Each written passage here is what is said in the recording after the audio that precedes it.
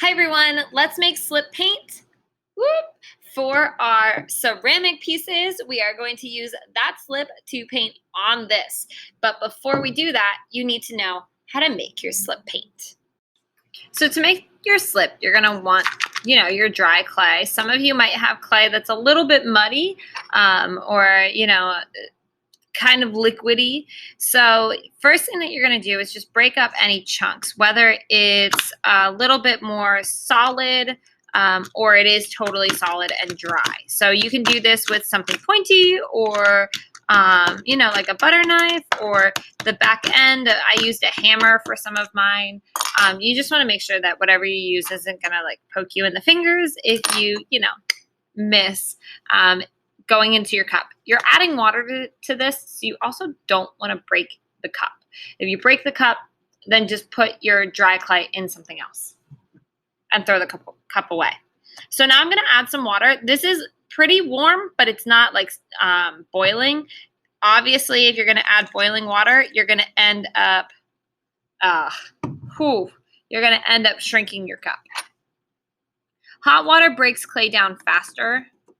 So you're going to end up with making slip a lot faster if you have hot water. Or, well, as hot as you can stand on your hands is as hot as this plastic cup's going to be able to deal with.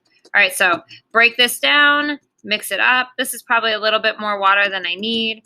I would start with a small amount of water and then work your way up to more water. So I'm going to pause this right here while I mix this up and get this into a paint-like consistency. So your goal is to get this as close to a paint-like consistency as possible. Since we're not using this to adhere pieces of clay together, it's okay if this isn't as consistent.